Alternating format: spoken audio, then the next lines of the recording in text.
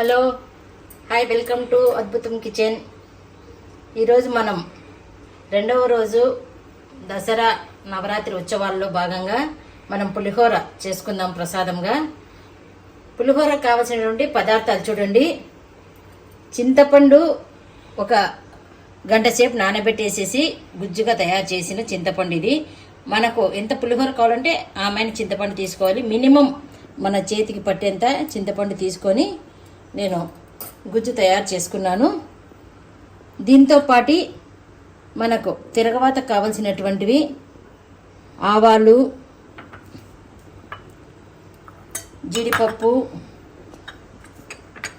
ఉద్దిపప్పు, వేరుశనగ గుళ్ళు, ఒక పావు స్పూను ధనియాల పొడి, ఎండుమిర్చి ఒక 2, పచ్చిమిర్చి ఒక 4, అల్లం వెల్లుల్లి పేస్ట్ ఒక 1/2 స్పూను, కరివేపాకు, బెల్లం ఒక స్పూన్ తీసుకున్నాను, శనగపప్పు, ఉప్పు. ఇవన్నీ కూడా మనం ముందు సిద్ధంగా చేసుకొని తర్వాత స్టవ్ మీద అన్నీ తయారు చేసుకుందాం. స్టవ్ మీద బాణలి పెట్టుకొని కొద్దిగా ఆయిల్ అయితే కొద్దిగా ఎక్కువే వేసుకున్నాము. అంటే దాదాపు ఒక 3 స్పూన్లమైన ఆయిల్ వేసాను. దీనిలో మొదటగా వచ్చేసేసి మనము శనగపప్పు, ఉద్దిపప్పు, వేరుశనగ గుళ్ళు, జీడిపప్పు ఇవి ముందు ఎందుకు వేయిస్తున్నామంటే మనం డైరెక్ట్గా చింతపండులో ఇవి వేసి ఉడకబెడితే మెత్తగా అయిపోతాయి. అంటే అన్నంలో కలిపినప్పుడు మెత్తగా అయిపోయి తినేదానికి అంత ఇంట్రెస్ట్గా ఉండదు, పలుకుగా ఉండవు. కాబట్టి అన్నీ వేయించి ముందు పక్కన తీసి పెట్టుకుందాము. చూడండి, బాగా బ్రౌనిష్గా వేగినాయి. కొద్దిగా ఇప్పుడు మంట తగ్గించుకొని ఇవన్నీ కూడా ఒక కప్పులోకి తీసేసుకుందాం.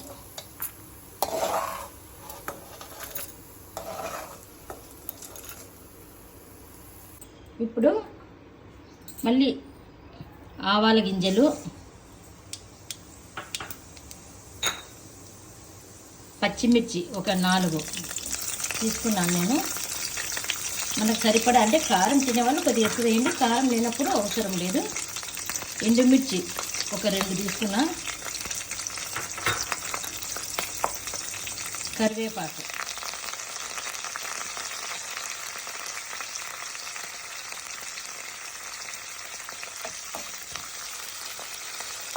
కొద్దిగా కరివేపాకు, పచ్చిమిర్చి దూరగా వేగాలి.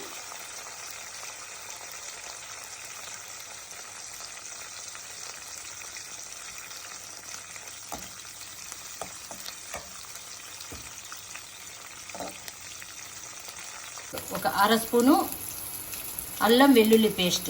ఇది నేను ఇంట్లో తయారు చేసి పెట్టుకున్నటువంటి పేస్ట్.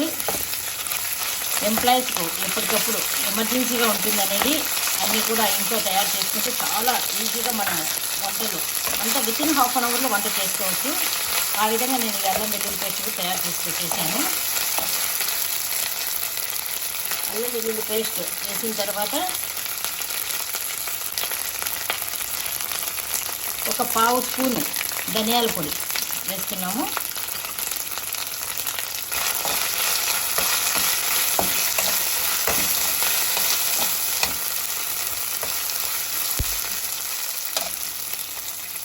బాగా వేగింది. ఇప్పుడు మనము గుజ్జుగా తీసి పెట్టుకున్నటువంటి చింతపండు రసం వేస్తాము.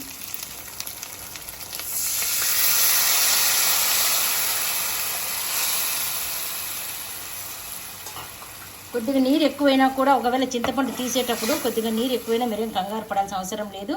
కొద్దిగా ఎక్కువ బాయిల్ చేసామంటే గుజ్జుగా వచ్చేస్తుంది. ఈ గుజ్జుగా ఎంతవరకు రావాలనేది మీకు ఇప్పుడు నేను మళ్ళీ చూపిస్తాను. దీనిలో సరిపడా ఉప్పు, అంటే ఆల్రెడీ మనము అన్నంలో వేసుకుంటాం కాబట్టి కొద్దిగా తక్కువే వేస్తాను.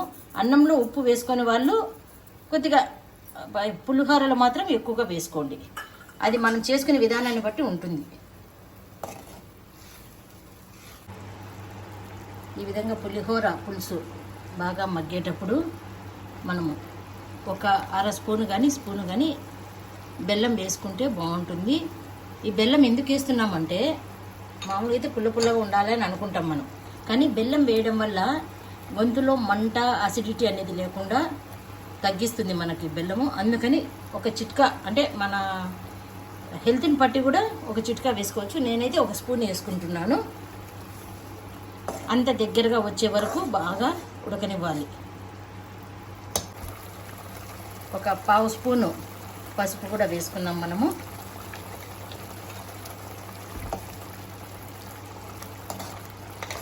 ఇదంతా కూడా దగ్గరగా ఉడకనిద్దాం.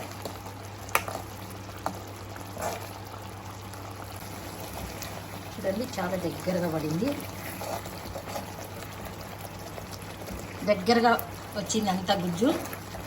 మనకు అయిందని చెప్పడానికి ఇప్పుడు మీకు వీడియోలో కనిపిస్తుంది చూడండి, ఆయిల్ పైకి వస్తూ ఉంది. అంటే గుజ్జు కిందికి వెళ్ళిపోయి ఆయిల్ పైకి తేలుతుంది. ఇలా తేలింది అని అంటే మనకు పులిహోర గుజ్జు రెడీ అయినట్లు. ఈ విధంగా అంతా రెడీ చేసుకోవాలి.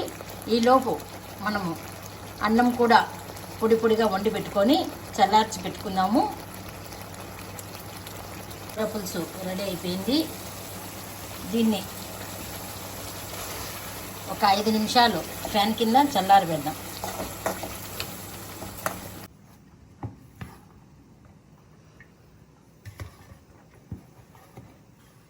అన్నము ఈ విధంగా పొడి పొడిగా మనం చల్లారి పెట్టుకోవాలి. దీనిలోకి మనం తయారు చేసుకున్నటువంటి పులిహోర పులుసు వేసుకున్నాము.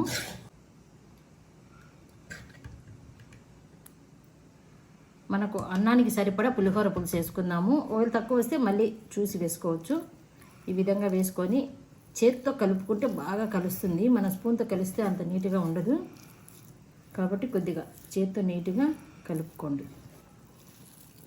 అన్నం అంతా కూడా పులిహోర పులుసులో కలిసేటట్టుగా మనము ఈ విధంగా వేసుకోవాలి. ఇప్పుడు మనం ఆల్రెడీ వేయించుకున్నటువంటి శనగ బ్యాళ్ళు, జీడిపప్పు, ఈ బ్యాళ్ళన్నీ కూడా కలుపుకోవాలి. ఇది ముందే డైరెక్ట్ చింతపండులో ఉడకబెడితే మెత్తగా అవుతాయి కాబట్టి ఈ విధంగా వేశాను. ఈ విధంగా వేయడం వల్ల తినడానికి కూడా బాగా పలుకులు నోటి కింద పడి పంట కింద పడతాయి, బాగా ఉంటుంది. ఇప్పుడు మనము ఒకవేళ అన్నము పులుపు ఉంది, ఇంకా కాస్త పులుపు తగ్గాలని అనిపించినప్పుడు ఇది మినపప్పు వేయించి పొడి చేసినటువంటి పౌడరు, ఇది నువ్వులు వేయించి పొడి చేసుకున్నటువంటి పౌడరు, ఈ రెండు కొద్ది కొద్దిగా వేసి కలుపుకున్నామనంటే కొద్దిగా పులుపు తగ్గుతుంది, టేస్ట్ బాగుంటుంది. నేను కొద్దిగా అంతా 1 స్పూన్ మైన నువ్వుల పౌడర్ వేస్తున్నాను, 1 స్పూను మినపప్పు పౌడరు వేయించుకొని కొట్టుకోవాలి.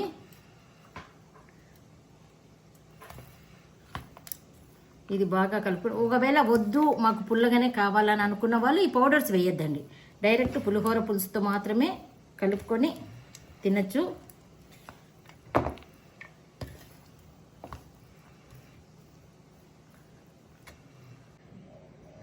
పులిహోర రెడీ. మీకు ఈ ప్రసాదం పులిహోర నచ్చినట్లయితే లైక్ చేయండి, షేర్ చేయండి, సబ్స్క్రైబ్ చేయండి.